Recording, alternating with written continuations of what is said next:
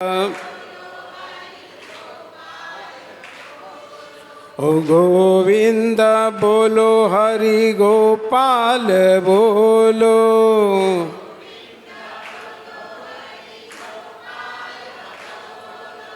गोविंद बोलो हरि गोपाल बोलो।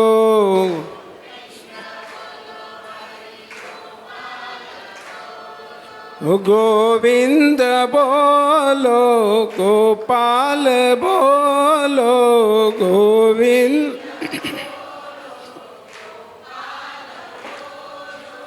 गोविंद बोलो गोपाल बोलो। गोविंद ओ राधा रमण हरि गोविंद बोलो। राधा ओ राधा रमण हरि गोविंद बोलो। राधा रम ओ गोविंद बोलो हरि गोपाल बोलो। गोविंद ओ गोविंद बोलो हरि गोपाल बोलो। गोविंद गोविंद बोलो गोपाल बोलो। गोविंद गोविंद बोलो गोपाल बोलो। गोविंद गोविंद बोलो गोपाल बोलो। गोविंद गोविंद बोलो गोपाल बोलो। गोविंद गोविंद बोलो हरि गोपाल बोलो। गोविंद ओ गोविंद बोलो हरि गोपाल बोलो। गोविंद ओ गोविंद बोलो हरि गोपाल बोलो। गोविंद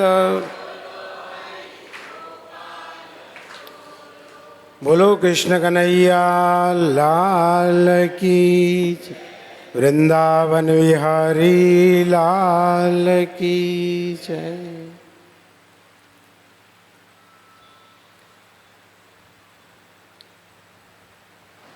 ध्येयं सदा परिभवग्नमभीष्टदोहं तीर्थास्पदं शिवविरञ्चिनुतं शरण्यं। भृत्यार्तिहं प्रणतपालभवाब्धिपोतं वन्दे महापुरुषते चरणारविन्दम्। अखिलदुरितपुञ्जं ध्वंसनं देहभाजां भवजलनिधिपोतं पावनं पावनानां। परमपुरुषधामं प्रापकं स्वश्रितानां। श्रीरामचरणचरणौ शततं नमामि। मंगलं भगवान् विष्णु मंगलं गरुडध्वज मंगलं पुंडरीकाक्षो मंगलायतनो हरि। गुरुर्ब्रह्मा गुरुर्विष्णु गुरुर्देवो महेश्वरः गुरुर्साक्षात् परब्रह्म तस्मै श्री गुरुवे नमः। सुख का सागर राम है, दुख का भंजनहार। राम चरण तजिए नहीं, भजिए बारंबार। जो सुख चाहे तू सदा, शरण राम की ले। कह नानक मेरे मना, यह दुर्लभ मानुष दे।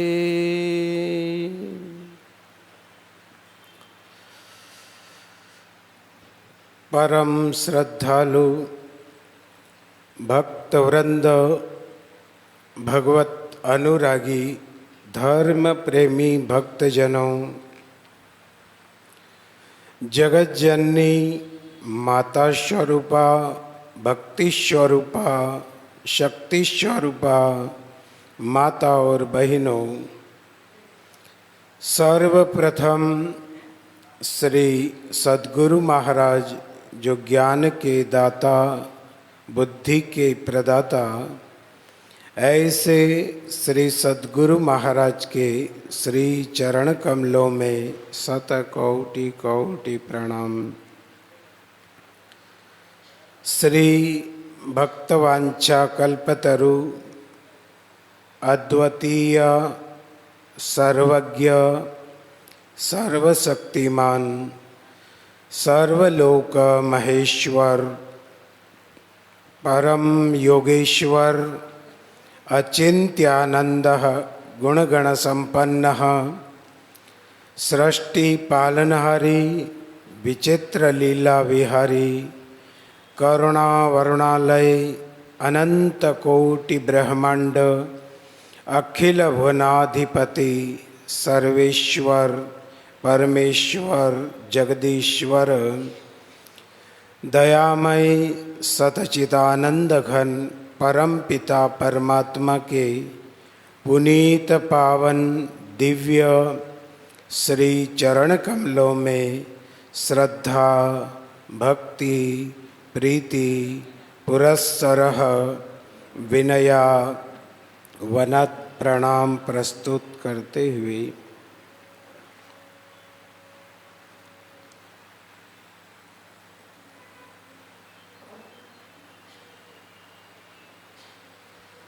परम पिता परमात्मा की असीम कृपा,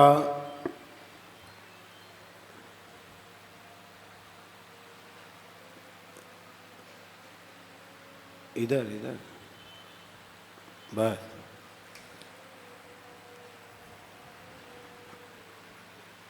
कई जन्मों के हमारे भाग्य उदय होते हैं।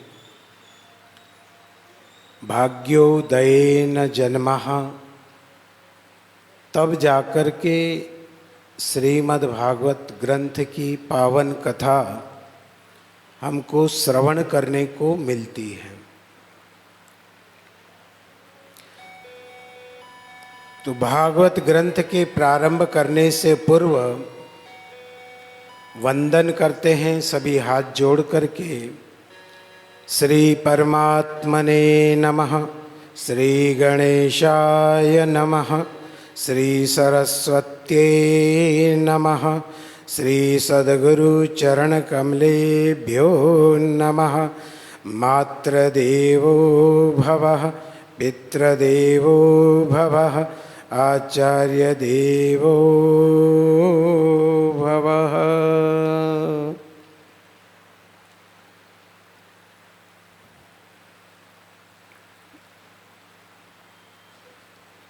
नैमिषारण्य की पावन धरती के ऊपर 88,000 ऋषिवर जहाँ विराजमान हैं और उन ऋषियों का संकल्प है कि हम निरंतर चलने वाली, जैसे हम अखंड ज्योत लगाते हैं, अखंड दीवा, उसी प्रकार से उन सभी ऋषियों का संकल्प है कि हम गृहस्थ आश्रम में आए हुए हैं, तो गृहस्थ आश्रम में हमारे से कुछ न कुछ कर्म करते हैं, तो उसमें कहीं न कहीं हमसे पाप भी बनते हैं, अधर्म भी होता है, झूठ भी बोलना पड़ता है। ये कई प्रकार के कर्म हमारे द्वारा होते हैं।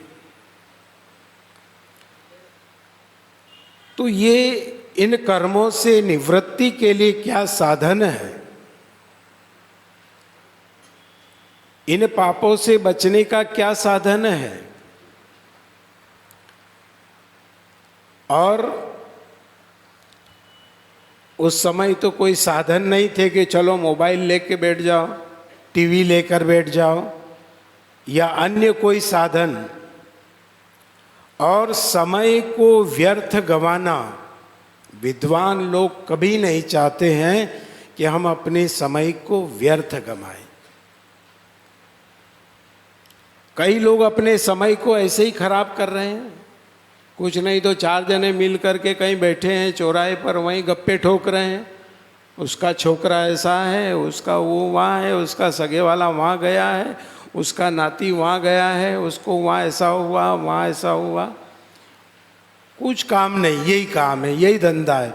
उसकी औरत क्या करती है, उसका लड़का क्या करता है, उसका क्या करता है, बस यही उनका, न उनको कोई सत्संग से लेना देना है, न कोई भगवान की भक्ति से। उनको उसी में मजा आता है।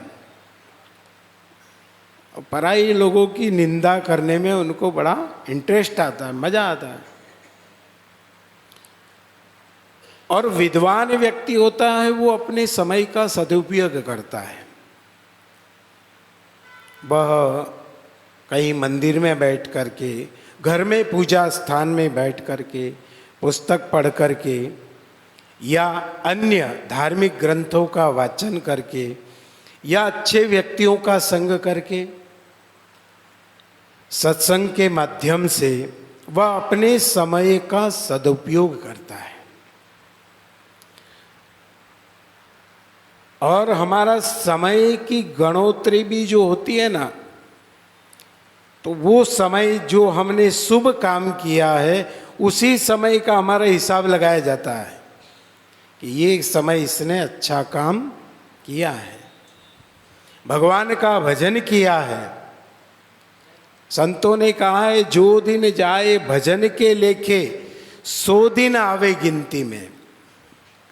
तुम्हारी इतनी लंबी उम्र है, पर उस उम्र से भी उसमें कोई लेना देना नहीं है। वही तुम्हारी उम्र श्रेष्ठ है कि जो तुमने भगवान का भजन किया, वो तुम्हारी उम्र की गिनती होगी कि इतने समय ये व्यक्ति जिया है।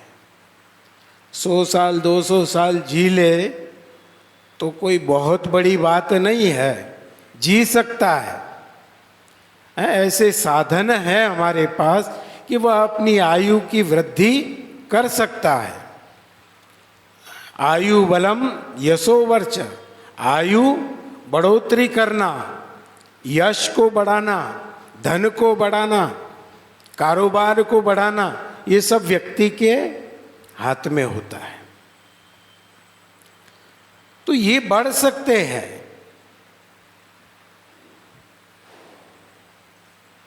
तो यहां बढ़ा सकते हैं, परंतु उस बढ़ी हुई उम्र का मतलब तब श्रेष्ठ होता है कि हमने कोई अच्छा काम, भगवान के धार्मिक कार्य किए, भगवान के भजन किए, वो हमारे लिए काम किए हैं। बाकी हमारे कोई काम का जीवन व्यर्थ है, बेकार है। ये ऋषियों ने भी विचार किया कि हम खाली व्यक्ति अगर बैठा रहता है तो उसकी बुद्धि फालतू बातें सोचेगी। खाली बैठा होगा ना, खाली मन शैतान का घर माना जाता है।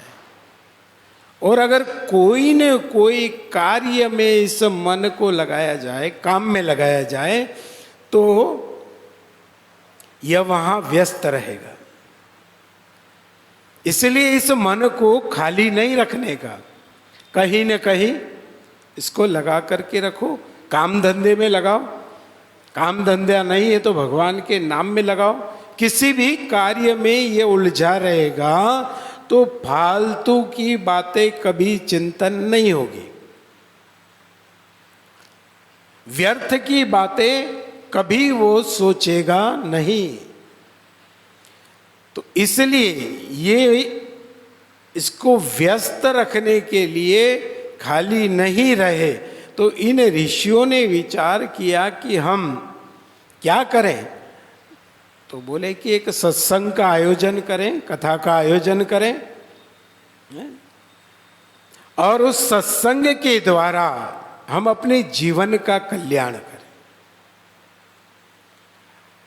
और नित्य जीवन में पाप बनते हैं, रोज पाप बनते हैं, तो रोज पाप करें, तो रोज उन पापों की निवृत्ति के लिए कोई न कोई उपाय करें।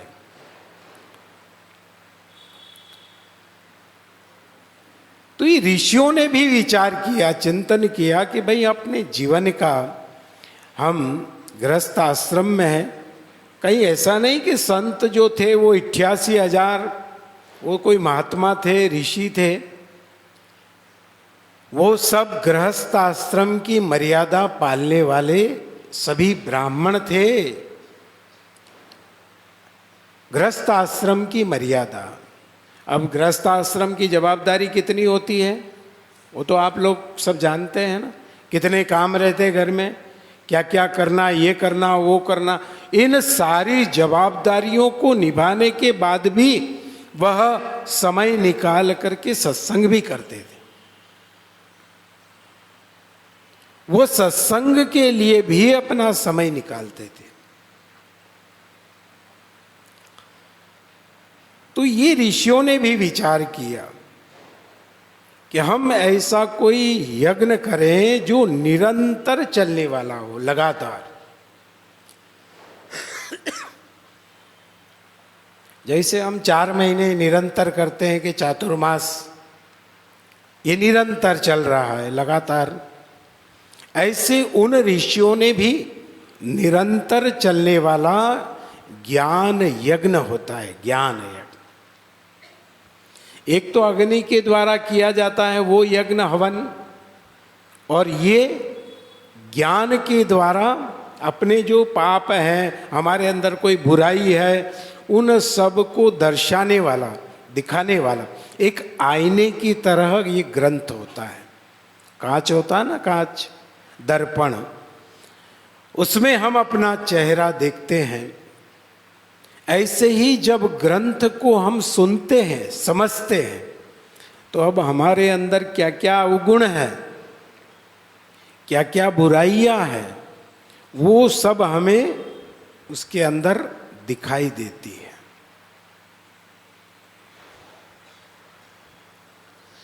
तो यहां पर इन ऋषियों ने निर्णय किया कि हम बैठे हैं, क्या करें। तो बोले ये ज्ञान यज्ञ करते हैं, सत्संग करते हैं।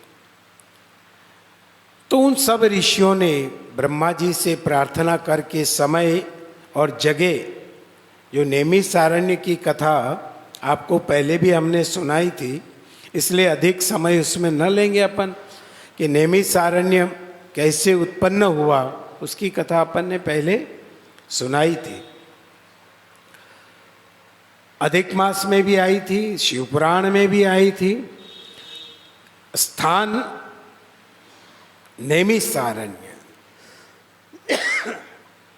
जो निमिष मात्र में उत्पन्न हुआ था।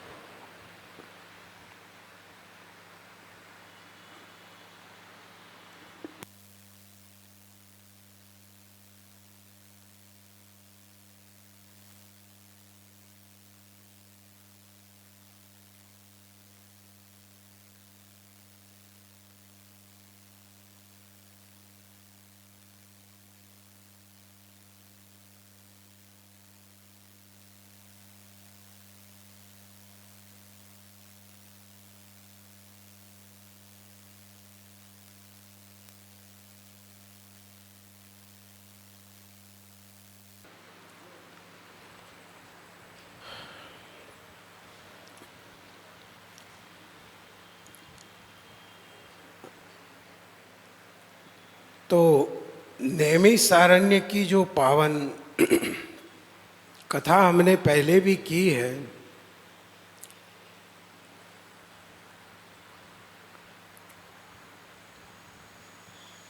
जहाँ बैठ कर के मन को शांति मिले, सुकून मिले।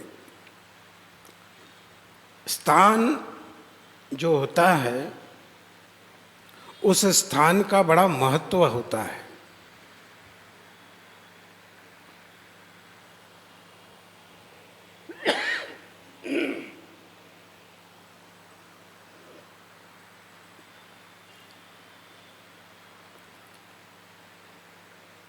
हम लोग घर के अंदर इतनी देर नहीं बैठ सकते।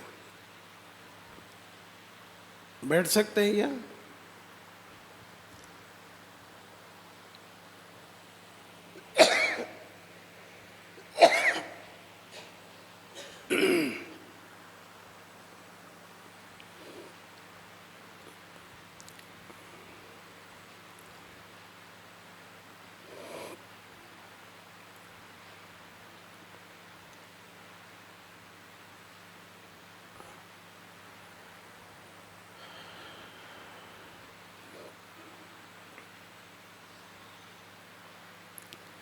परंतु यहाँ हम आराम से बैठे हैं, शांति से बैठे हैं।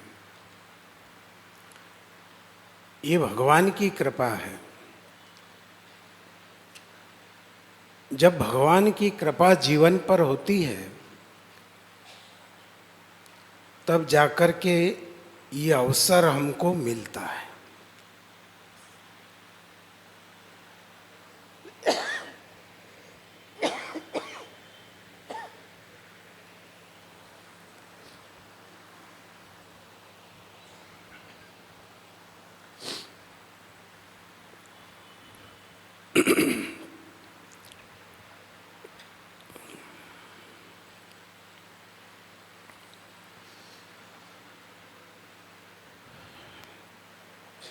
तो नैमिषारण्य के अंदर भी ऋषियों ने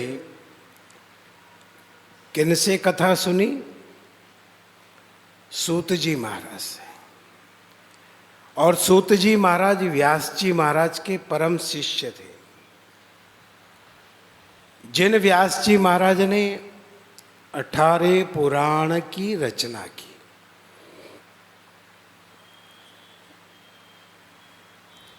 वेदों के द्वारा,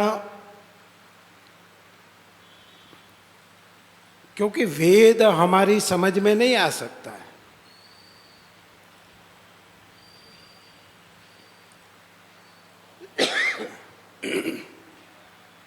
उसको समझना बड़ा मुश्किल है, तो उसको सरल व्यास जी महाराज ने बनाया। और ऐसे ही भागवत ग्रंथ है। भागवत सबसे पहले भगवान के द्वारा एक श्लोक से उत्पन्न हुई। किसको सुनाया? सनकादिक ऋषियों को। वो एक श्लोक सनकादिक ऋषियों ने उसके 4 श्लोक बनाए, चतुश्लोक। वो 4 श्लोक व्यास जी को दिए, तो व्यास जी ने उसके 18,000 बनाए। व्यापार करते ना हम, 100 रुपये लगाए तो 1000 हुए, 1000 के लाख हुए, लाख के करोड़।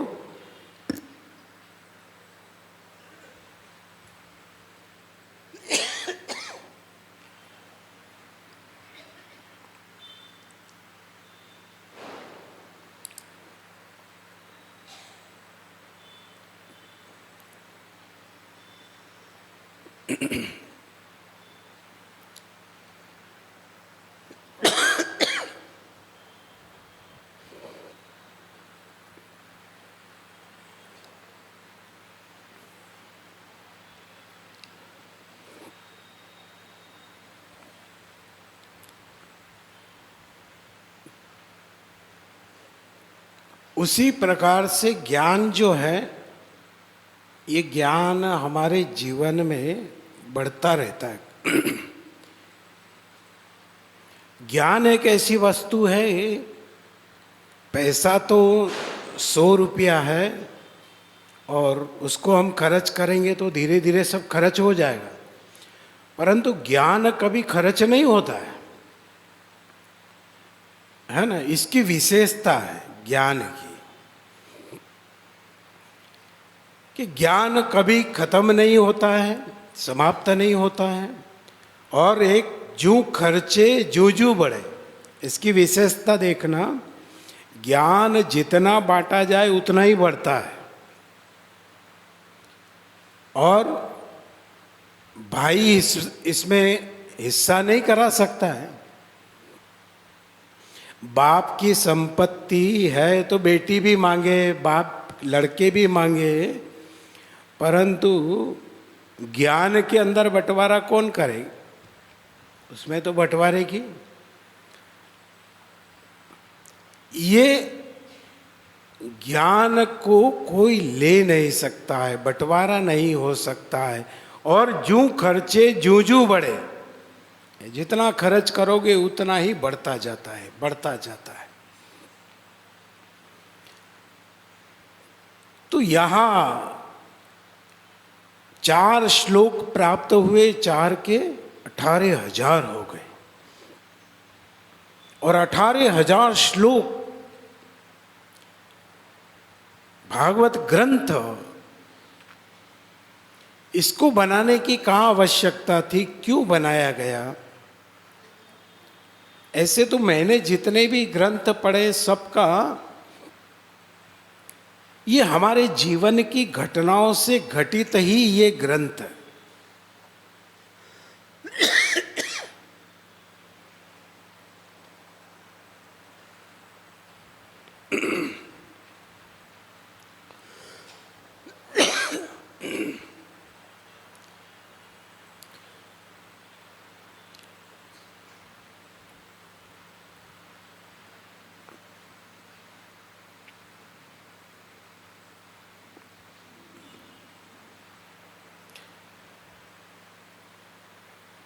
तो जैसे जैसे हमारे जीवन में जो जो घटनाएं होती है, वो सारी घटनाएं इन ग्रंथों के माध्यम से हमें बताई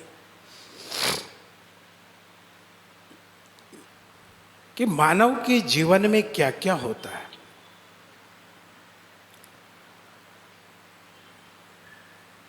तो जब ये भागवत ग्रंथ बनाया, लिखा है, निगम कल्प तरोर गलितम फलम सुख मुखाद मृत द्रव संयुतम पिबत भागवतम रसमालयम मुहुरहो रसिका भुवि भावुकात्मा। फिर क्या कहा? सदा सेव्या सदा सेव्या। भागवत की कथा कहती है सदा सेव्या सदा सेव्या। श्रीमद् भागवती कथा, जैसे हमारे को भोजन रोज जरूरी है, पानी बहुत आवश्यक है, उसी प्रकार से कथा भी हमारे जीवन में आवश्यक है। सदा, रोज रोज सेवन करना, ताकि मन बुद्धि विचार हमारे पवित्र बने रहे।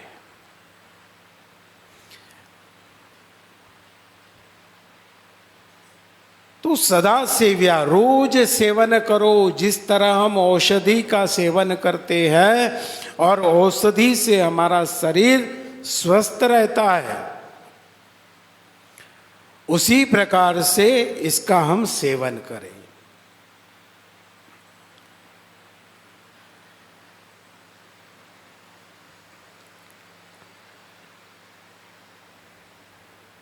तो औषधि क्या काम करती है? बोले हमारी बीमारी को भगाती है, और औषधि की तरह हमारे जीवन में ये ग्रंथ हैं, ये कथाएं हैं,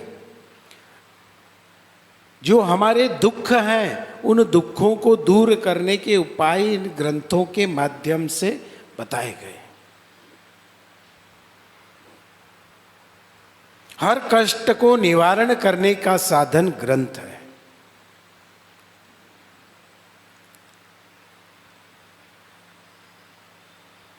तो यहां ये भागवत ग्रंथ भी ये औषधि से भी बढ़कर के है।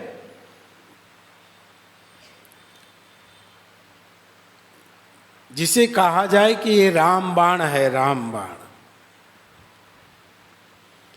ये रामबाण औषधि की तरह है, जो हमारे जीवन की व्यथा को मिटाता है और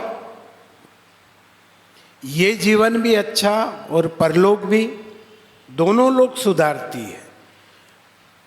यहां हमारे जीवन में हमको क्या करना है, कैसे हम अपना जीवन जिए, वो हमें ये भागवत ग्रंथ सिखाता है।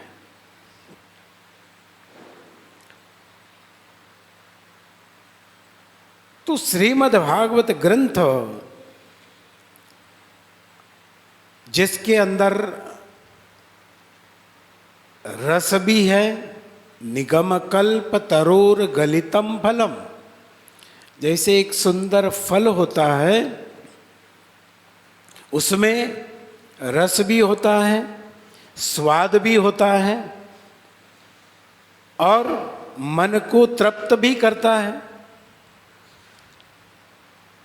उसी प्रकार से उस फल की तरह ये ग्रंथ है, जो हमारे मन को भी प्रसन्न करता है, हमारी आत्मा को भी तृप्त करता है।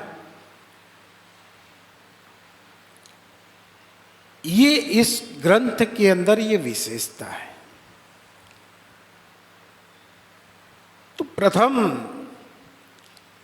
भागवत ग्रंथ के अंदर जहां ऋषियों ने सूत जी महाराज से इस ग्रंथ की पावन कथा श्रवण की और उस ग्रंथ की महत्वता क्या है, प्रारंभ में जो कथा आती है कि नारद जी महाराज इस संसार के अंदर घूमने के लिए निकले, भ्रमण के लिए, कहाँ क्या चल रहा है देखा जाए। तो नारद जी महाराज जगह जगह पर घूम करके भगवान के पास गए और भगवान से मुलाकात हुई। तो भगवान से कहा, भगवान ने पूछा, नारद बताओ क्या बात है, बड़ा मन उदास है, तुम्हारा चेहरा उदास है। बोले महाराज पता नहीं, मैं जहां गया सभी जगह पर अद्भुत अद्भुत मैंने नज़ारे देखे। बोले क्या देखा? बोले गंगा के गंगा जल में पवित्रता नहीं है, संतों में संतत्व नहीं है, ब्राह्मण में ब्राह्मणत्व नहीं है और गृहस्थ अपने धर्म से भ्रष्ट हो गया। चारों वर्ण जो है हमारे यहाँ, वो चारों ही वर्ण भ्रष्ट हो गए, समाप्त हो गए। सब तरफ अन्याय है, अत्याचार है, झूठ बोलना, निंदा करना, चुगली करना, बेईमानी करना, असत्य का बोलबाला हो गया। तो ये क्या है? तो भगवान ने कहा कि यही घोरे कलो नास्ति है, ये घोर कलयुग का दृश्य है, घोर कली काल का। जब कली आएगा तब कुछ नहीं रहेगा, सब समाप्त हो जाएगा, सब चारों तरफ। तो बोले महाराज मैंने ऐसे समय में एक जगह पर मैं गया तो वहां वृंदावन की भूमि के अंदर मैंने एक आश्चर्य देखा। तो जहां पर एक स्त्री बैठी हुई थी और उसकी गोद में दो पुरुष सोए हुए थे, जिसे ज्ञान और वैराग्य कहा जाता है, और वो भक्ति है जिसका द्रविड़ देश में उत्पन्न हुआ। महाराष्ट्र में वह तरुण हुई और गुजरात में आते आते उसको बुढ़ापा आ गया, परंतु वृंदावन में जाने पर उसे पुनः जवान हो गई। परंतु ज्ञान वैराग्य का वृद्धपना समाप्त नहीं हुआ। वो दोनों को अपनी गोद में लेटा करके, और कई स्त्रियां जिसके आसपास पंखा लेकर के हवा कर रही थी, तो मैंने आश्चर्य से देखा और मैं नीचे गया और मैंने जाकर के देख रहा था मैं, और वापस में जब जाने लगा तो उस स्त्री ने मुझे आवाज दिया, कहा नारद जी इधर आओ। मैं गया, क्योंकि इतनी स्त्रियों के बीच में मुझे जाना अच्छा नहीं लगा, इसलिए मैं दूर से ही देख करके वापस जा रहा था, पर उस स्त्री ने मुझे आवाज दी तो मैं गया। और मैं वहां गया तो उसने मेरे से प्रणाम करके कहा, महाराज आप संत हैं, और संत सदैव लोगों के कल्याण के लिए कोई न कोई उपाय बताते हैं।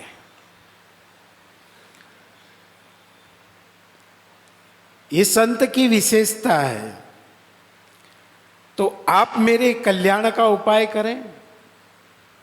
तो पूछा, भाई बताओ क्या तकलीफ है, आप कौन है, पहले परिचय दे। बोले मेरा नाम भक्ति है। बोले ये दो कौन है? बोले ये मेरे दो पुत्र हैं, एक का नाम ज्ञान है, एक का नाम वैराग्य है। आश्चर्य तो तब होता है कि माँ जवान हो और संतान बुढ़ी हो, ये तो बड़ा आश्चर्य की बात है। हाँ, माता पिता वृद्ध हो और संतान जवान हो, ये तो दुनिया में होता है, परंतु महाराज ये आश्चर्य मेरे जीवन में हुआ है। तो आप मेरे इन पुत्रों को जवान करने के लिए, तरुण करने के लिए आप कोई न कोई उपाय बताएं। पहले मेरे को भी वृद्धावस्था प्राप्त हो गई थी, परंतु मैं वृंदावन आने पर मुझे तरुणता, जवान पुनः आ गया, परंतु मेरे पुत्रों को नहीं आया। तो आप उपाय करें। नारद जी महाराज ने उन दोनों ज्ञान वैराग्य को वेद मंत्र सुनाए,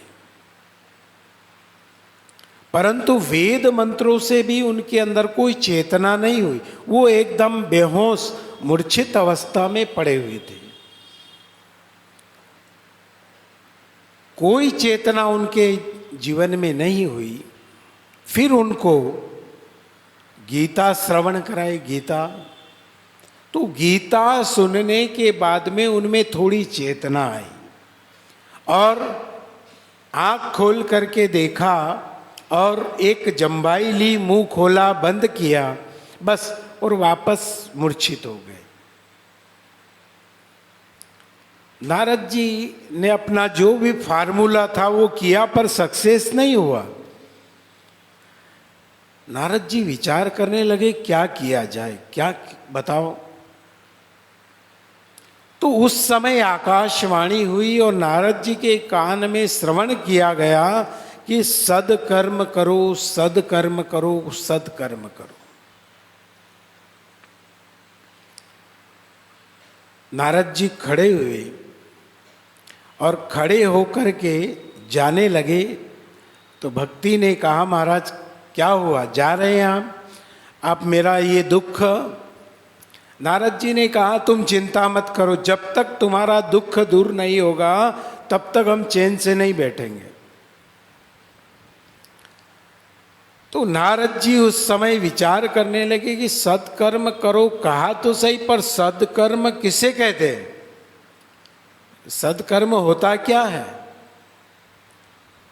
तो इस सदकर्म को जानने के लिए अब कहाँ जाएं? तो उन्होंने विचार किया कि मैं बद्रिका आश्रम में जहाँ नर नारायण ऋषि निवास करते हैं वहाँ चलूँ, और वहाँ चल करके उनके समक्ष मैं ये पूछूंगा कि सदकर्म क्या होता है। तो नारद जी ने वहाँ से चले और चल करके जा रहे थे, तब रास्ते के अंदर सनकादिक ऋषियों से मुलाकात हुई। ये सनकादिक ऋषि जो बाल्यकाल के 5 वर्ष की उम्र में रहने वाले, 5 वर्ष के रहे सदा ही नगन मगन गोविंद गुण गाई। ये हर समय भगवान का गुणगान करते रहते हैं, भगवान के नाम का उच्चारण करते रहते हैं। जिन्होंने भगवान की तपस्या करके, भगवान ने कहा वरदान मांगो क्या चाहिए,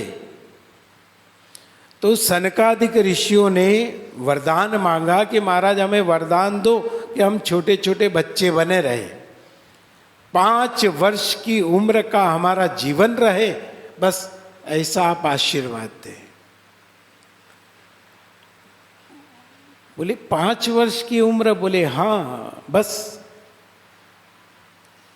5 वर्ष का बालक। बोले उसमें क्या होता है? बोले 5 वर्ष का जो बालक होता है उसमें क्रोध नहीं होता है, काम नहीं होता है, लोभ नहीं होता है, लालच नहीं होता है, ईर्ष्या नहीं होती है, राग द्वेष नहीं होता है, स्वार्थ नहीं होता है। छोटा बच्चा है, माँ जैसा पहनाती है पहन लेते हैं, माँ जो खिलाती है खा लेता है, न उसकी कोई अलमारी होती है न कोई तिजोरी होती है। हमारी तो अलमारी भी अलग रहे, तिजोरी अलग रहे, बच्चे की। और उसको अच्छा कोई पैसा दे भी जाता है तो वो क्या करता है, घर में कोई एक सदस्य उसको अच्छा प्रिय होता है ना, वो उसको देता है। पापा है, मम्मी है या अंकल है, जो भी है, वो उसको वो पैसा कोई देकर जाता है, वो पैसा उसको दे दिया जाता है कि संभाल कर रखना। वह स्वयं अपने पास में उसे कभी नहीं रखता है। तो इसलिए सनकादिक ऋषियों ने भी यही मांगा भगवान से कि महाराज हम तो बच्चे अच्छे हैं, क्योंकि बच्चों का मन स्वच्छ होता है, साफ होता है।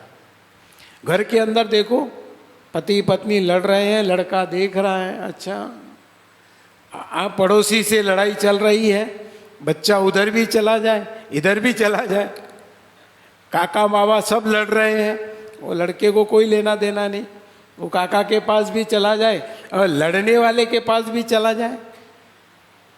मारपीट अगर हो गई तो मार खाने वाले के पास भी जाए, मारने वाले के पास भी जाए, क्योंकि उसे वो बोध ही नहीं है, ज्ञान ही नहीं है कि मैं इससे, इसकी मेरे बाप से नहीं बनती है तो मैं इससे बात नहीं करूं। ये ज्ञान उसमें नहीं होता है। इसलिए सनकादिक ऋषियों ने भगवान से यही वरदान मांगा कि भगवान हमको आप वरदान दें, तो यही वरदान दें कि हम 5 वर्ष की आयु में बने रहें।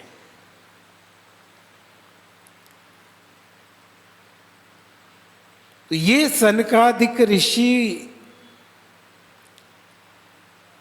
उधर से आ रहे थे और इधर से नारद जी जा रहे थे। तो रास्ते के अंदर सनकादिक ऋषि चले गए, पीछे नारद जी ने देखा भी नहीं। ब्रह्मा जी महाराज के द्वारा सनकादिक ऋषियों की उत्पत्ति हुई है और नारद जी की भी भगवान ब्रह्मा के मन से उत्पत्ति हुई है। तो आपस में रिलेशन में सब भाई हैं। तो सनकादिक ऋषि जा रहे थे, नारद ने देखा भी नहीं, क्योंकि नारद किसी अन्य चिंतन में था। जब आदमी कोई सोच विचार में बैठा रहता है ना, तो उसको बाहरी ज्ञान नहीं होता है कि बाहर क्या चल रहा है, वो उसी चिंतन में। नारद जी यही सोच रहे थे, सत्कर्म क्या होता है। सत्कर्म का देववाणी ने, आकाशवाणी ने कहा, तो सत्कर्म किसे कहा जाए, सत्कर्म क्या होता है। तो सनकादिक ऋषियों ने आवाज दिया नारद को, अरे नारद सुनो। एक बार नहीं 3 बार आवाज दी। तब नारद जी ने पीछे मुड़ करके देखा तो अपने भाइयों को देखा। तो नारद जी वापस आए और आकर के सनकादिक ऋषियों को प्रणाम किया। सनकादिक ऋषि बड़े भाई हैं। नारद जी ने कहा, महाराज मैं बड़ी उलझन में था और मैं बद्री का आश्रम जा रहा था, बद्रीनाथ जा रहा था, परंतु आप मिल गए तो अब मुझे वहाँ जाने की जरूरत नहीं है। आप मेरी समस्या का समाधान आप कर सकते हैं। तो दोनों की मुलाकात हुई। कहाँ? हम बद्रीनाथ जाते हैं ना, तो रास्ते में नारद चट्टी आती है, नारद चट्टी। तीर्थ यात्रा जाते हैं ना हम लोग, तो नारद चट्टी आती है वहाँ, और नारद जी का और सनकादिक ऋषियों का मिलाप हुआ। वहाँ बैठे, जिस स्थान पर बैठे एक चट्टान के ऊपर, उसे नारद चट्टी कहते हैं। वहाँ बैठे और वहाँ बैठ करके नारद जी से पूछा सनकादिक ऋषियों ने, बताओ क्या बात है। तो सनकादिक ऋषियों के समक्ष नारद जी ने कहा, महाराज मैंने इस तरीके का एक स्त्री को देखा जो बहुत दुखी है, परेशान है। सनकादिक ऋषियों ने कहा, नारद ये संत की विशेषता होती है। अब उनको क्या लेना देना किसी के दुख से, पर उसका दुख दूर हो। कैसे भी सांसारिक जीवन में कोई दुखी है और उस व्यक्ति का दुख दूर करना, ये संत का महत्व है। सनकादिक ऋषि कहते हैं नारद से कि नारद तुम्हारे अंदर करुणा, मुदिता, समता, सुचिता है? संत कैसे हैं और उन संत को हम कैसे समझें। कपड़ा लेने जाते क्वालिटी चेक करते हैं ना, कैसी क्वालिटी है। तो संत के पास हम आए तो संत में क्या विशेषता है? बोले जिनके पास बैठने से हमारा मन शांत होता है, हमारा मन प्रसन्न होता है। जिनके पास हम समस्या लेकर के जाए, उस समस्या का समाधान होता है। जो हमारी समस्याओं का निवारण कर दे, उसे संत कहा जाता है। हमारे दुख को वो सुने, समझे, ये संत का हृदय होता है। मक्खन से भी मुलायम जिनका हृदय होता है, जो दूसरे के दुख को सुन करके द्रवित हो जाते हैं। भाई इतना कष्ट है, ठीक है, हम परमात्मा से प्रार्थना करेंगे कि भगवान तुम्हारा दुख जल्दी से दूर करे। ये संत की विशेषता है, संत का महत्व है।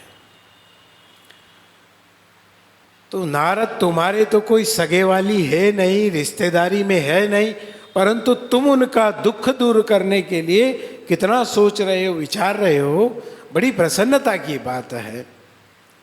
तो नारद जी ने कहा, बस अब आप उपाय बताएं।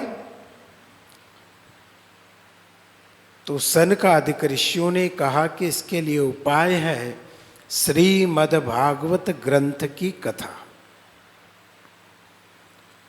इस कथा को श्रवण करने से वह, क्योंकि ये युग जो है, इस युग के अंदर ज्ञान और वैराग्य की कोई कद्र नहीं है। ज्यादा ज्ञान झाड़ता है ना, अरे बहुत देखे तेरे जैसे, चले उसकी। सादा सिंपल हो तो हाँ ठीक है, ज्यादा ज्ञान की बातें करे ना, बहुत ज्ञानी है, अरे रहने देने, इसको मुंह नहीं लगाना, नहीं तो अभी मगज खाएगा। क्या कहते हैं, यही कहे ना। तो अधिक बहुत गहन ज्ञान, जिस ज्ञान से हम समझ नहीं पाते हैं, उस ज्ञान की इस युग में कोई कदर नहीं है। और वैराग्य इस जीवन में होता ही नहीं है, होता है तो क्षणिक होता है, फिर वापस अपना गृहस्थ आश्रम सबसे प्यारा है? गृहस्थ आश्रम को कोई छोड़ना, हाँ चाहे कितना ही दुख है तो क्या हो गया, है तो सुखी है ना। कितना दुख है जीवन में। वो क्या हुआ कि एक आदमी घूमने के लिए निकला, तो रास्ते के अंदर जा रहा था, तो उधर से एक शेर आ रहा था, पूर्व दिशा में जा रहा था, तो एक शेर आ रहा था। तो उस शेर को देख करके आदमी ने रास्ता बदला, उत्तर दिशा की ओर जाने लगा। वो उत्तर की ओर बढ़ा तो उस तरफ से एक हाथी आ रहा था, बहुत लंबा चौड़ा, वो चिल्गाड़ता हुआ, आवाज करता हुआ, बड़े बड़े दांत उसके। आदमी ने सोचा यार इधर जाओ तो हाथी, उधर जाओ तो शेर, अब क्या करें। तो उसने दिशा बदली, इस तरफ जाने लगा, पश्चिम दिशा की ओर। तो पश्चिम दिशा की ओर जाने लगा तो उधर आग लग रही जंगल में। अब इधर शेर, इधर हाथी, इधर आग लग रही, अब क्या करें। तो वो दक्षिण दिशा की ओर जाने लगा, तो उधर से एक लड़की हाथ में तलवार, और तलवार लेकर के मारने के लिए दौड़ने लगी। अब आदमी ने देखा कि अब क्या किया जाए, तो उसने इधर उधर देखा, तो एक बावड़ी नजर आई, कुआं, और उस कुएं के अंदर एक बेल लटक रही थी, बेलड़ा, एक बेल थी। तो उस आदमी ने उस बेल को पकड़ करके अंदर उतर गया। अब उसमें वो उतर गया, अब उस बेल को उसने पकड़ रखा है, तो उसने ऊपर देखा तो उस बेलड़ी को चूहे, ऊंदरे, वो चूहे उस जड़ को काट रहे, बेलड़ी को। एक ऊंदरा सफेद और एक ऊंदरा काला, ऐसे दो ऊंदरे उसको, जड़ को काट रहे हैं। अब आदमी ने नीचे देखा बावड़ी में, तो नीचे एक सांप बैठा हुआ, काला नाग, वो नीचे नाग बैठा। अब उस बेलड़ी के ऊपर मधुमक्खी का छत्ता था, मध का छाता। अब ये उसको पकड़ करके अंदर उतरा ना, तो मध माखी सब, वो हिली बेल, तो वो सब माखी उसको चिपक गई। वो माखी काटती है उसको, मक्खी काटती है, बड़ा दर्द होता है, पर करे तो क्या करे। ऊपर जाए तो ऊपर हाथी खड़ा है, शेर खड़ा है, वो लड़की खड़ी है। अब मौत तो उसको नीचे देखे तो नाग है, ऊपर देखे तो वो ऊंदरे। उसको तो चारों तरफ से मौत ही मौत ने घेर रखा है। इधर ये मधुमक्खियां काट रही है, और वो जो छत्ता, मधुमक्खी का जो मध का छाता है, उसमें से बूंद टपकती है शहद की, मध टपकता है ना। तो वो मध कभी नाक पर टपके तो वो जीवान निकाल करके उसको कभी होठ पर गिरे, कभी इधर गाल पर गिरे। अब वो इतनी तकलीफ देखना, कितनी तकलीफ है। नीचे सांप है, ऊपर ऊंदरे हैं और इतनी वो मधुमक्खियां काट रही है, परंतु वो विचार करता है एक बूंद और गिरे तो जरा टेस्ट लूं, जरा स्वाद लूं।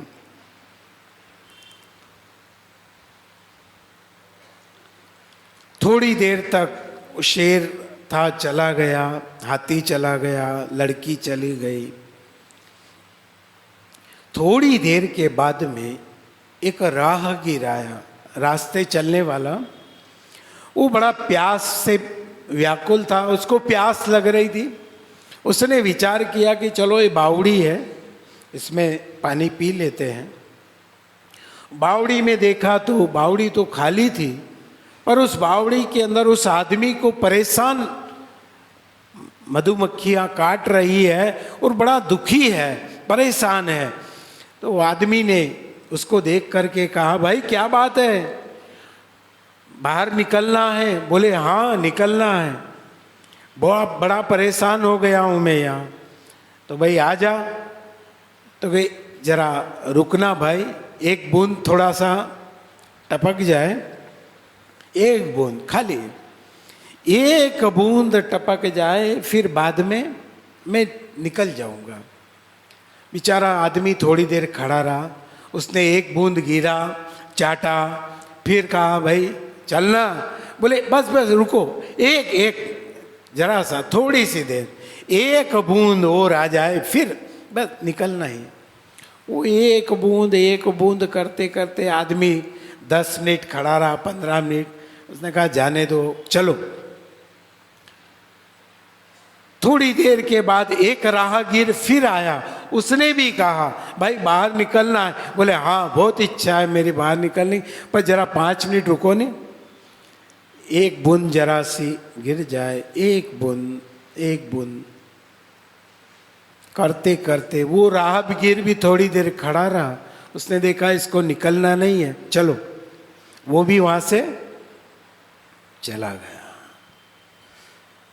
अब उधर वो उंदरे जड़ काट रहे थे, करते करते करते वो उंदरों ने जड़ काटी, वो बेलड़ी पे से नीचे गिरा। नीचे गिरते से उस सांप ने डंक मारा और वो मर गया। सूत जी महाराज शौनकादिक ऋषियों को कहते हैं प्रत्येक जीव आत्मा का यही हाल है, हम सबका यही हाल है। हम इस संसार रूपी कुएं के अंदर हम लटक गए। 84 लाख योनियों में, हाथी, शेर, इन सारी योनियों में होकर के हम इस 84 लाख योनि के अंदर प्रवेश किया। अब हमने ये वेलड़ी पकड़ी, ये वेल क्या है? ये मानव का जो जीवन है, ये उम्र जो हमारी है ना, ये उम्र हमारी बेलड़ी है। अब उस बेलड़ी को 2 उंदरे काट रहे थे और हमारी इस जीवन रूपी बेलड़ी को भी कौन काट रहा है? एक दिन और एक रात। दिन रात वहां काला चूहा, सफेद चूहा बेल काट रहे थे, यहां दिन और रात हमारी आयु को काट रहे, उम्र को काट रहे। कितनी जल्दी है, समय कितना फास्ट जा रहा है कि हमारा इतना सुंदर बचपन, वो बचपन चला गया, जवानी चली गई और उसके बाद में फिर बुढ़ापा आ गया। तो ये उस आयु रूपी बेल को पकड़ करके मानव संसार में आया। अब यहाँ ये जो मधुमक्खी है ना, ये मधुमक्खी क्या है? परिवार है ना, ये सारा परिवार इसके चिपकता है। रिश्तेदार, सगे वाले, किसी का अगर कुछ नहीं किया ना तो बुरा मान जाए, है मेरे यहाँ ऐसा नहीं किया इसने, मैंने इसके यहाँ ऐसा किया था, ये किया। ये सारे जितने परिवार हैं, सगे वाले, ये सब उस मधुमक्खी की तरह उसको चिपक जाते हैं। और इसमें अब ये करो, किसी के ये गोद भराई करना है, किसी के सगाई में ये करना है, ये करना है, ये सिमन करना है, वो करना है, इसके लिए परेशान है, उसके लिए परेशान है, ये करना, वो करना, ये करना, करते करते करते पूरा जीवन बीत जाता है। जीवन न वो कभी पूजा करता, न पाठ करता, न धर्म करता, पुण्य करता, कुछ नहीं, सुकृत के काम करता, कोई काम नहीं करता है।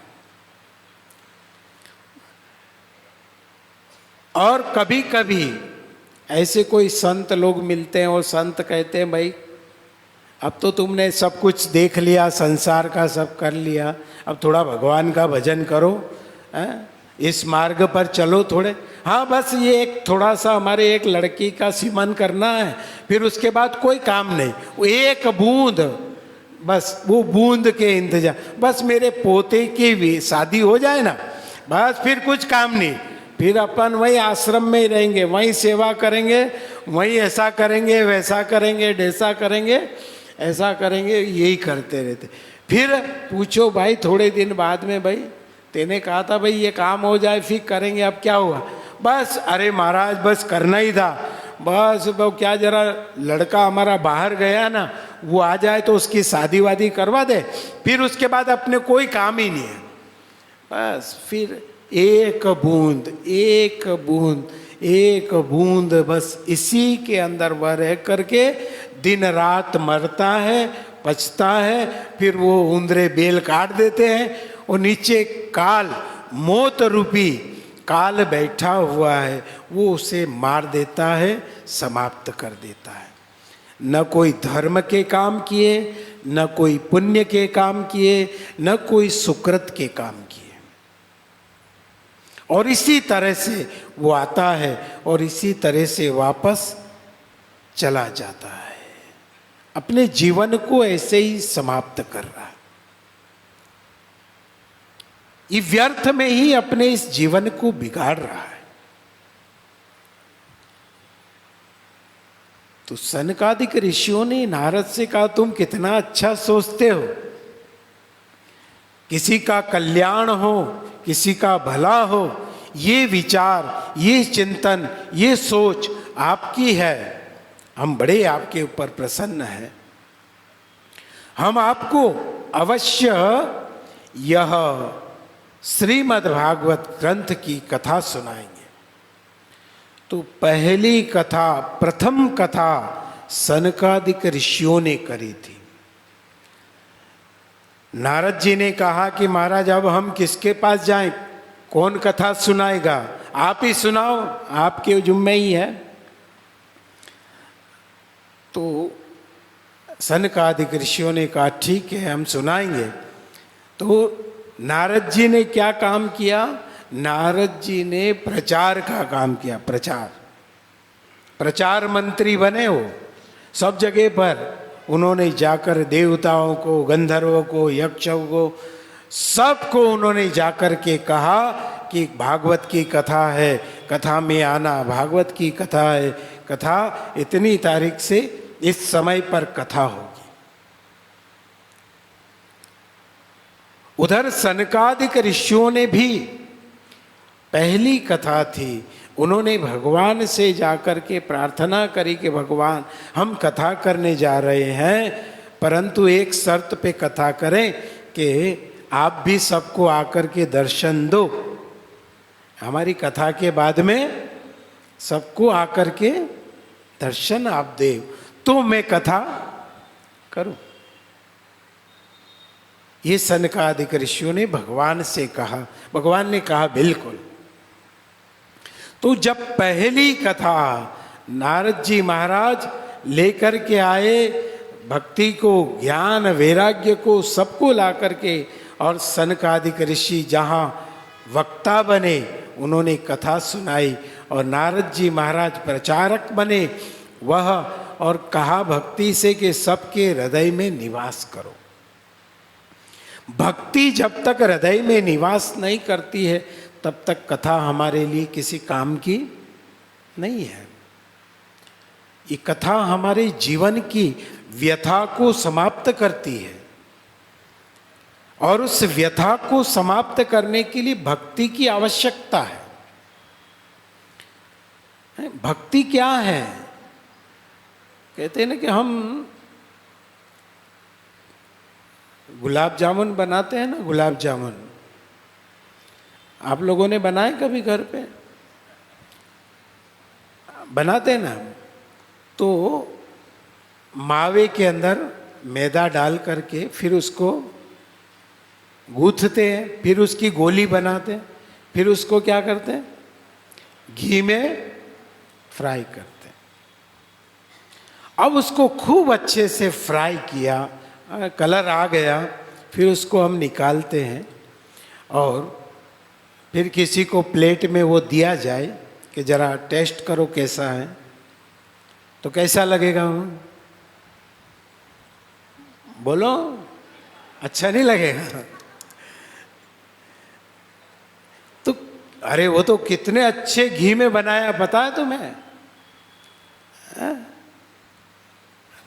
जाम खंबातिया घी में बनाया भाई। उसके अंदर उबाल करके और उसको रखा, तो वो क्यों नहीं टेस्टी है? क्योंकि उसके अंदर मिठास नहीं है। और मिठास कब आएगी? कि उसके लिए हमें शक्कर की चाशनी बनाना पड़े और उसको उसके अंदर डुबोया जाए। तो ये जो भक्ति है ना, ये भक्ति क्या है? ये शक्कर की चाशनी है। जब तक ये हमारा जीव, ये आत्मा जब तक उस चाशनी के अंदर नहीं डलेगा, तब तक इस जीवन में कभी मिठास नहीं आएगी। तो भक्ति आवश्यक है। बाकी आप उसको जाम खंबातिया में उबालो कि चाहे गाय के घी में उबालो, किसी में भी उबालो, उसमें स्वाद कभी नहीं आएगा। अगर उसमें स्वाद चाहते हैं तो स्वाद उसमें भक्ति के अंदर आता है। चाशनी में जैसे स्वाद आता है, ऐसे ही भक्ति जब जीवन में आती है तब हमारा जीवन सुगंधित बनता है, आनंदित बनता है, प्रसन्न हमारा मन बनता है। तो ये भागवत की कथा भी है ना, ये चाशनी की तरह ही है। ये हमारे मन को आनंदित करने वाली, प्रसन्न करने वाली। और अन्य साधन, भागवत ग्रंथ जो है एक ऐसा ग्रंथ, अद्भुत ग्रंथ है कि जिसको कर्म जंजीर जो जीवन की है उससे कोई नहीं काट सकता है, परंतु भागवत ग्रंथ से कर्म की जंजीरें भी कट जाती है। ये ऐसी पावन कथा है। तो यहां जब सनकादिक ऋषियों ने पहली बार, प्रथम बार कथा करी, तो उस कथा के अंदर भक्ति सबके हृदय में निवास किया, ज्ञान वैराग्य को भी वहां लेटाया गया। और जिस सनकादिक ऋषियों ने वो चतुश्लोकी 4 श्लोक वाली श्रीमद् भागवत कथा जहां श्रवण कराई, वो 4 श्लोकों को श्रवण करके कानों में ज्ञान वैराग्य ने जब वह सुना, सुनने के बाद वह भी चेतना आ गई और वह भी आसन लगा करके बैठ गए। ये सदकर्म है, इसे सदकर्म कहा जाता है। भगवान का चरित्र कानों से सुनना, ये सदकर्म है। हम दान करते हैं, वो धन दान या कुछ भी दान है, वो हाथों का कर्म है। परंतु सदकर्म जिसे कहा गया है, वो सदकर्म होता है कि चरित्र, भगवान के पावन चरित्र को अपने कानों से श्रवण करना। और जिस चरित्र के श्रवण करने से हमारी भक्ति भी जागृत हो जाती है। जब सनकादिक ऋषियों ने कथा करी तो उस कथा को श्रवण करके भक्ति भी जवान तो थी ही, परंतु उसके अंदर और नई चेतना आ गई और वह नृत्य करने लगी, नाचने लगी। और ज्ञान वैराग्य भी जहां पर नृत्य करने लगे। ऐसी ये श्रीमद् भागवत ग्रंथ की पावन कथा है। ये इनके अंदर चेतना आई और ऋषियों के इस कथा श्रवण करने पर अंत में भगवान स्वयं चतुर्भुज रूप में नारायण प्रकट हुए और आपने सबको दर्शन दिए, सबको दर्शन। ये पहली कथा थी, पहली कथा, प्रथम बार। दूसरी बार जब व्यास जी ने सुखदेव जी महाराज को प्रदान करी। तीसरी कथा गोकर्ण जी के द्वारा। तो पहले महात्म्य का विवेचन है। ये प्रारंभ जहां भक्ति ज्ञान वैराग्य की जो पावन कथा आती है और नैमिषारण्य की जो कथा आती है, ये उत्पत्ति से लेकर के अभी तक, और आगे ये श्रीमद् भागवत की कथा का महत्व था कि जिस कथा के महत्व को सुन करके मृत आदमी, मरे हुए, जिसमें प्राण भी नहीं है, ऐसे व्यक्ति भी इसको श्रवण करते हैं तो उनका भी उद्धार हो जाता है, कल्याण हो जाता है। ऐसे प्राणों को श्वास प्रदान करने वाला ऑक्सीजन होता है। ऐसे ही ये श्रीमद् भागवत ग्रंथ एक ऑक्सीजन की तरह है जो हमारे जीवन के अंदर एक नई ऊर्जा, नई चेतना प्रदान करता है। तो ये सनकादिक ऋषियों का और नारद जी महाराज की पहली कथा। दूसरी कथा गोकर्ण महात्म्य जिसे कहा जाता है, गोकर्ण महात्म्य।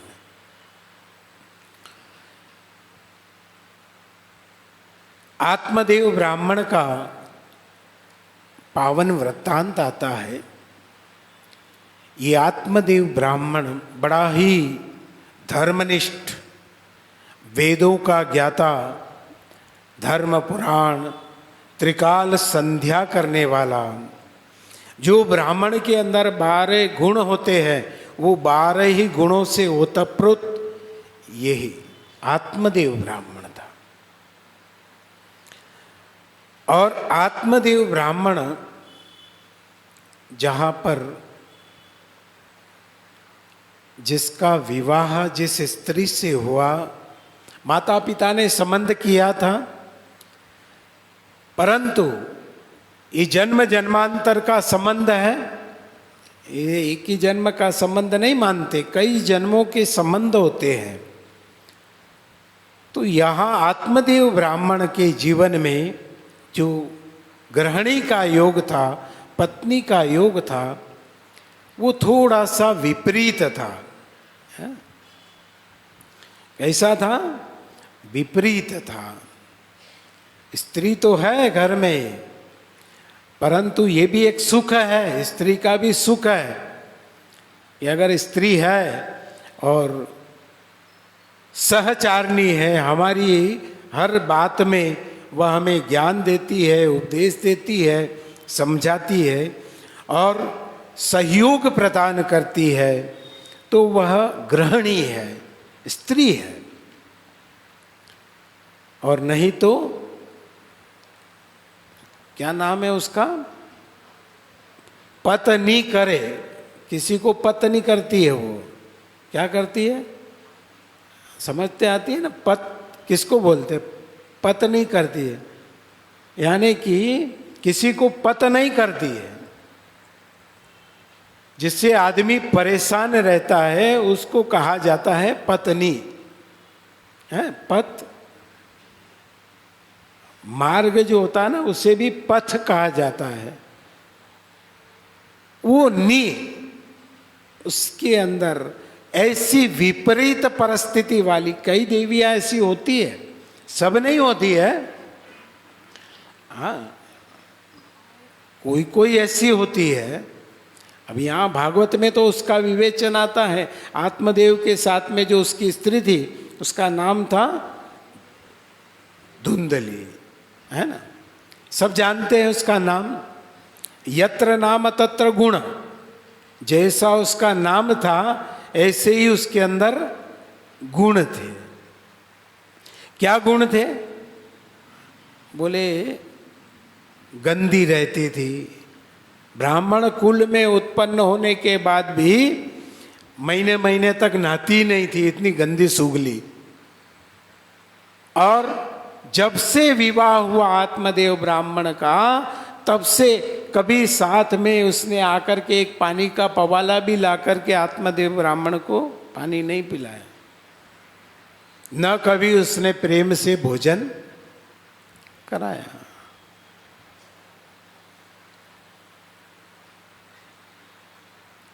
क्या सुख होता है जीवन में। एक सुख है घर के अंदर, स्त्री का भी सुख है, परंतु उस सुख से वह वंचित था। परंतु आत्मदेव ब्राह्मण बड़ा विद्वान था ना, तो वो विचार करता था कि भाई ये कोई भाग्य की बात है, नसीब की बात है, ये हमारे कोई न कोई पूर्व जन्म के ऐसे कर्म है जिनके कारण से ये हमें प्राप्त हुई है। ये अपने कर्म है, किसी दूसरे के नहीं है। सुख है अगर हमारे घर में, आनंद है तो ये हमारे ही कर्म है, और दुख है तो भी हमारे कर्म है। हमने कोई ऐसे कर्म किए जिनके कारण से हमें इस सुख से वंचित रहना पड़ता है। तो आत्मदेव को कभी, विवाह के इतने कई वर्ष हो गए, परंतु इतने वर्ष के उपरांत भी कभी आत्मदेव ब्राह्मण को कोई सुख नहीं था। और कभी उसने पास में बैठकर कभी मधुर बात नहीं की, न ही कोई उसने ऐसा काम किया जिसके द्वारा आत्मदेव ब्राह्मण कभी प्रसन्न रहा हो स्त्री से। कभी बाहर से थका मांदा आता और आकर के कभी गलती से आवाज भी लगा देता, देवी जरा पानी पिलाना। देवी अंदर से कहती है, ले लो, तुम्हारे हाथ नहीं है क्या, अभी हम काम कर रहे हैं, पी लो।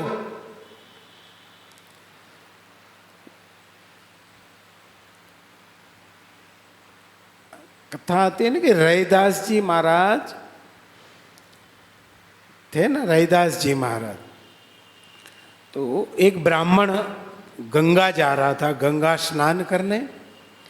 तो सभी गांव के अंदर लोग विदा करते हैं कि भाई गंगा जी जा रहा है, तो कोई रुपया दे, कोई 2 रुपया दे, कोई भाई गंगा जी को महाराज हमारी तरफ से कुछ भेंट कर देना। तो ये ब्राह्मण रैदास जी के पास भी गया, तो रैदास जी से कहा, रैदास जी हम गंगा जी जा रहे हैं, तो आपको कुछ भेंट देना हो। रैदास जी ने कहा, बड़ी अच्छी बात है, तुम भाग्यशाली हो कि गंगा जा रहे हो, लो भाई। तो उन्होंने एक सुपारी, और सुपारी दे करके कहा ब्राह्मण से, लो ये हमारी तरफ से गंगा को अर्पण कर देना। बोले ठीक है। बोले नहीं, मेरी बात सुनो, जब तक मेरा नाम लेना और गंगा जी से कहना कि रैदास ने ये सुपारी भेजी है, और गंगा जी स्वयं अपने हाथ में ले तो देना, नहीं तो वापस ले आना। वो ब्राह्मण ने कहा, ओए ऐसा कोई होए? रैदास जी ने कहा, मैं कह रहा हूं ना आपको कि अगर गंगा हाथ में ले तो देना, नहीं तो वापस ले आना। ब्राह्मण ने कहा ठीक है चलो।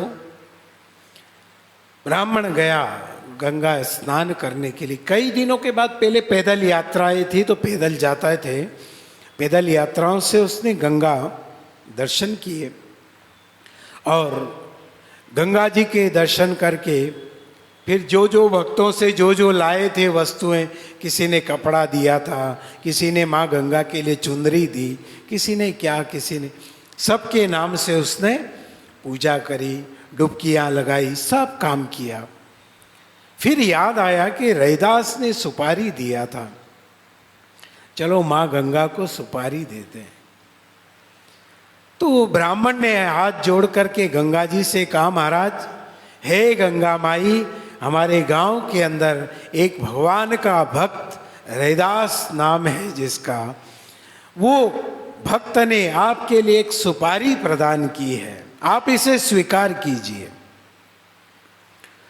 जैसे ही गंगा को आह्वान किया, उसी समय क्या चमत्कार हुआ कि उसी समय ब्राह्मण के सामने एक सुंदर सुसज्जित हार, जिसके अंदर सोने के आभूषण पहने हुए, मेहंदी लगी हुई है और ऐसे गहनों से सजा हुआ सुंदर सौभाग्यवती स्त्री की तरह एक सुंदर हाथ बाहर निकला और आवाज आई, लाओ, भक्त का प्रसाद है तो उस भक्त के प्रसाद को हम अपने माथे चढ़ाते हैं, लाओ।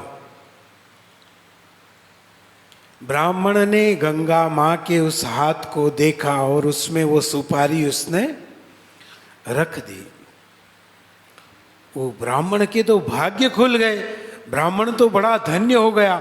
वो कहने लगा, हो रैदास कितना महान है, जिसका नाम लेते ही गंगा जी का हाथ के आज मुझे दर्शन हो गए। मैं भी कितना भाग्यशाली हूं कि मैंने गंगा के हाथ के दर्शन कर लिए।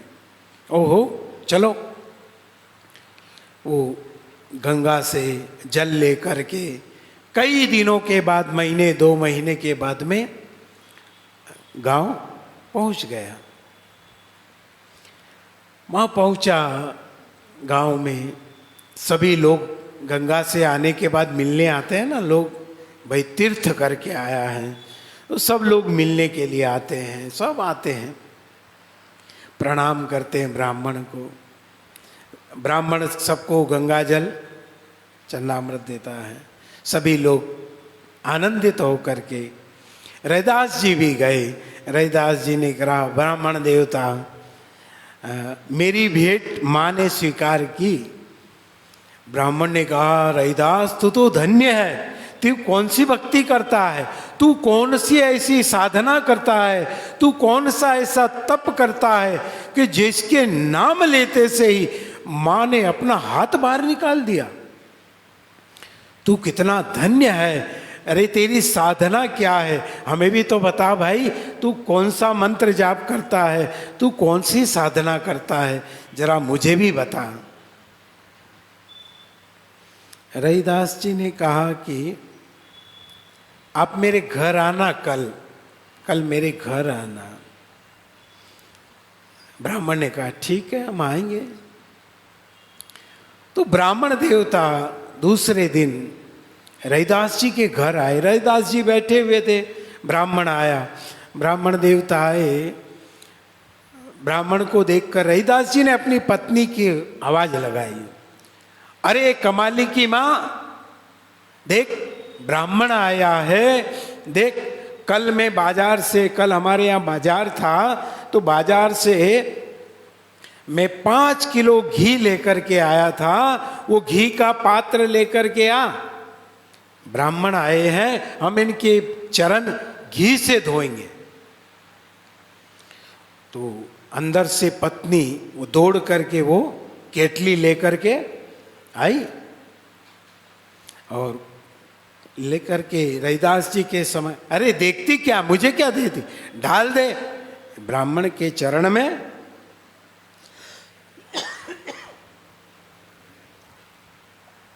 ब्राह्मण के चरण में डाल दे।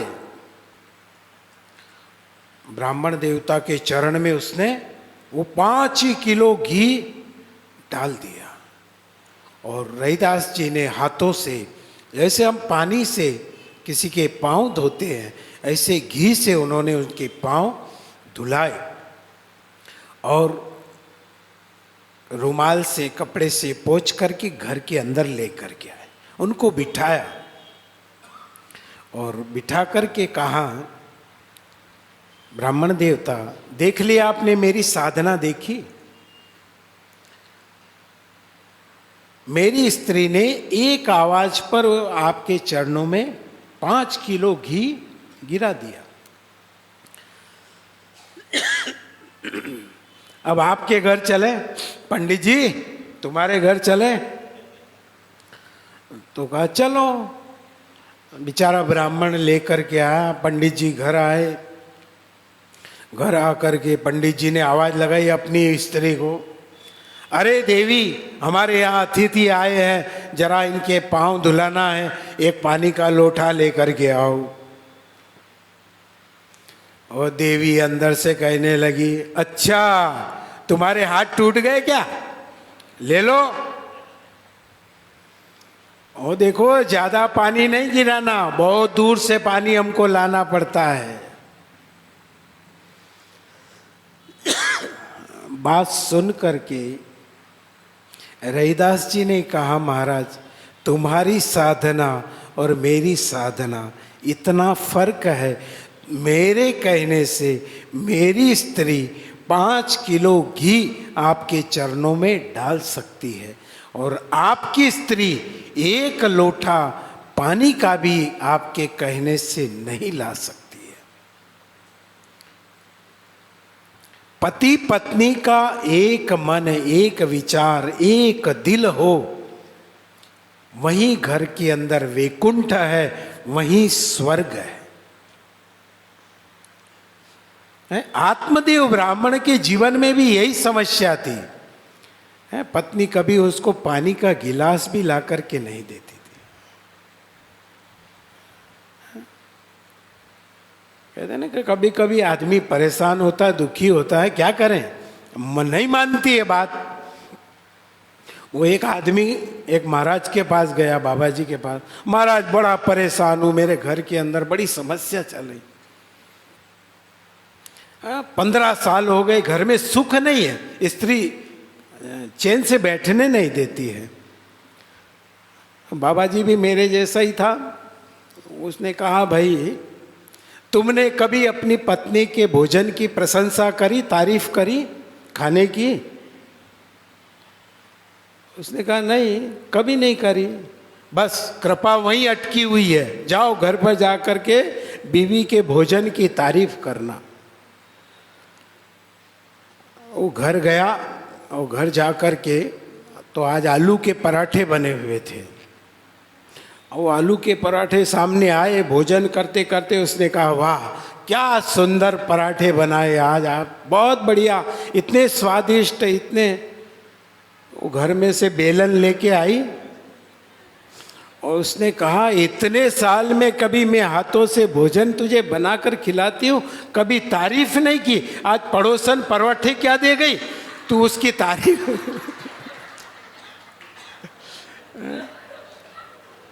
तो कृपा वहां बेलन में अटकी हुई थी, बेलन 2-4 मफत में मिल गए बेचारे। तो कभी कभी क्या है कि परिस्थिति विपरीत हो जाती है। तो आत्मदेव ब्राह्मण के जीवन में भी यही था, बेचारे के परेशानी हो गई। वो स्त्री कभी सुख प्रदान नहीं करती है,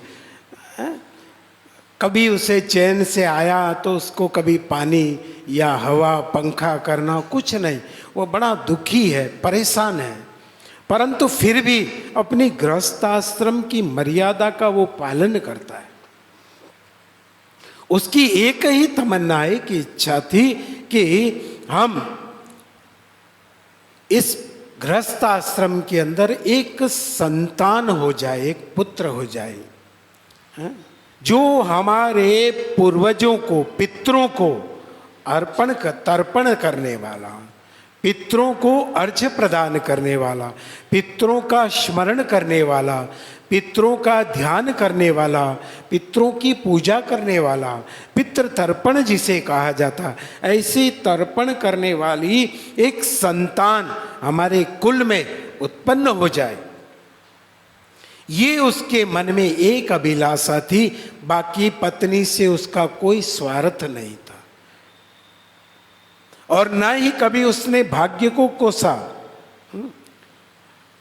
और ना ही किसी रिश्तेदार को नहीं तो कोई संबंध कराता है ना, जरा सा गड़बड़ होता तो उसके पीछे पड़ जाता, अरे तेने कैसा माल फंसवाया ये, भाई गलत है बोले ना, डायमंड बता करके क्या दे दिया, ऐसा कुछ ना कुछ बोल दे। तो या जिसने संबंध कराया उसको बोले कि कैसा ये तुमने हमारा शादी करवाया कि हम के स्त्री के साथ कोई सुख नहीं, न कभी इसने मेरे को गर्म भोजन किया, आज तक भोजन नहीं दिया। और तो और उसकी विशेषता बताओ कि उसको अगर दाल चावल खाना हो ना, कि भाई आज दाल चावल बना लो, तो वो कहती नहीं आज तो कड़ी खिचड़ी बनाएंगे। वो कहे कि दूध पाक बनाओ, वो बोले कि नहीं आज तो हम राबड़ा बनाएंगे, राबड़ी बनाएंगे। अब बेचारा वो जो इच्छा उसकी है वो खाने का बोले, और वो कभी उससे हाँ ही नहीं करे, वो उससे विपरीत रहने वाली, विपरीत परिस्थिति वाली ऐसी वह स्त्री है। तो ऐसी परिस्थिति में भी आत्मदेव ब्राह्मण सदा प्रसन्न रहता है, कभी दुखी नहीं रहता है, और न ही उसके चेहरे पर कोई दुख है। तो देखो समय भी हो गया है, कल ठीक समय पर, आज थोड़ा सा विलंब हुआ तो कोई, कल ठीक समय पर हम 4:30 बजे चालू करेंगे। आइए कथा को यहाँ विश्राम देते हैं। सूत जी महाराज के पावन चरण कमलों में सोनकादिक ऋषि प्रणाम कर विश्राम करते हैं। एक माला भाव से प्रेम से सब मिलकर के गुणगान करें। बोलिए राम राम एक, राम राम राम राम 5, राम राम 6, राम राम 7, राम राम 8, राम राम 9, राम राम राम राम 13, राम राम 14, राम राम 15, राम राम 16, राम राम 17, राम राम 18, राम राम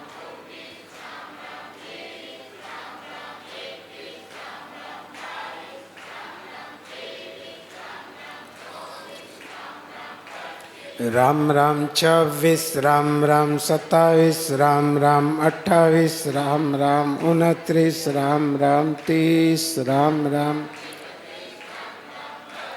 राम राम 33, राम राम 34, राम राम 32, राम राम 36, राम राम 37, राम राम राम राम 40, राम राम 41, राम राम 42, राम राम 43, राम राम 44, राम राम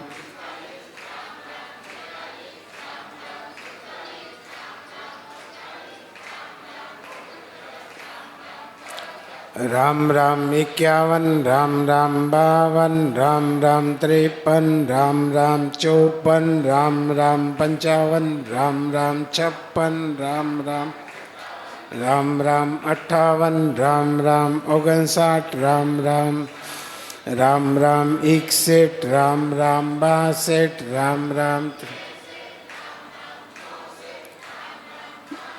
राम राम 66, राम राम 67, राम राम 68, राम राम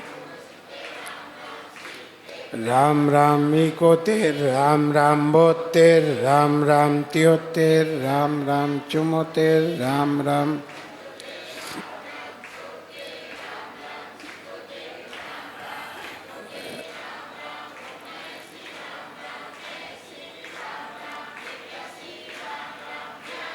राम राम 83, राम राम 84, राम राम 85, राम राम 86, राम राम 87, राम राम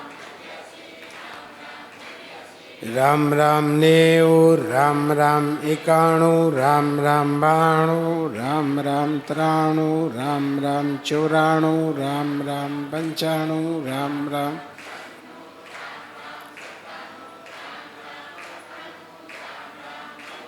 राम राम 100, राम राम 1, राम राम 2, राम राम 3, राम राम 4, राम राम 5, राम राम। सर्वे भवन्तु सुखिनः, सर्वे सन्तु निरामयाः, सर्वे भद्राणि पश्यन्तु, मा कश्चित् दुःखभाग् भवेत्। ॐ शान्ति शान्ति शान्ति। बोलो कृष्ण कन्हैया। देखो जयकारा तो बोल दो कम से कम, गला मेरा खराब है, आपका तो अच्छा ही होगा ना। बोलो श्री भागवत महापुराण की, श्री सुखदेव जी महाराज की, वृंदावन बिहारी लाल की, आज के आनंद की। शिव नमः पार्वती पते हर हर महादेव। हर आरती और आरती के बाद